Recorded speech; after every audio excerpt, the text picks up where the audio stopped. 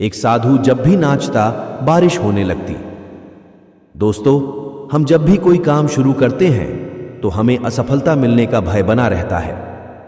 शायद इसी कारण हम सफल नहीं हो पाते हैं, जबकि कि कुछ लोग जब तक सफल ना हो जाए उसी काम में लगे रहते हैं और लक्ष्य की प्राप्ति तक लगे रहते हैं और वो सफल इंसान बन जाते हैं।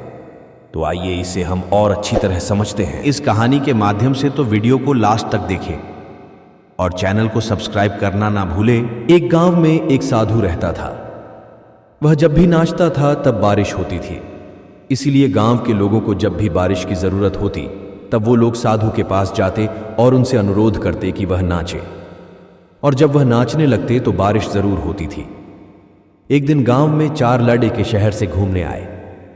जब उन्हें यह बात पता चली कि किसी साधु के नाचने से बारिश होती है तो उन्हें यकीन नहीं हुआ। शहरी पढ़ाई लिखाई के घमंड में उन्होंने गांव वालों को चुनौती दे दी कि अगर हम भी नाचेंगे तो बारिश होगी, और अगर हमारे नाचने से बारिश नहीं हुई तो साधु के नाचने से भी बारिश नहीं होगी। अगले दिन सुबह सुबह गांव वाले उन 4 लड़कों को लेकर साधु के कुटिया के पास पहुंचे। गांव वालों ने साधु को सारी बात बताई।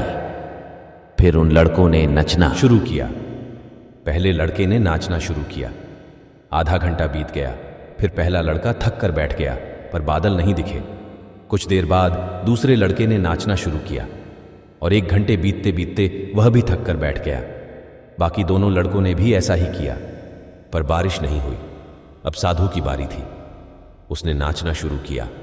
1 घंटा बीत गया, पर बारिश नहीं हुई। साधु फिर भी रुका नहीं, वह नाचता ही रहा। नाचते नाचते 2 घंटे बीत गए, पर बारिश नहीं हुई। लेकिन साधु तो रुकने का नाम ही नहीं ले रहा था।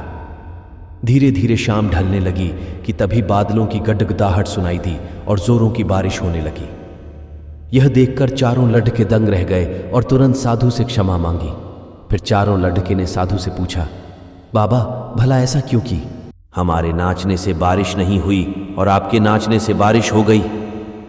साधु ने उत्तर दिया, जब मैं नाचता हूं तो 2 बातों का ध्यान रखता हूं। पहली बात तो मैं ये सोचता हूं कि अगर मैं नाचूंगा तो बारिश को होना ही पड़ेगा, और दूसरी यह कि मैं तब तक नाचूंगा जब तक कि बारिश ना हो जाए। दोस्तों, ये कहानी आपको कैसी लगी कमेंट करके ज़रूर बताएं। धन्यवाद।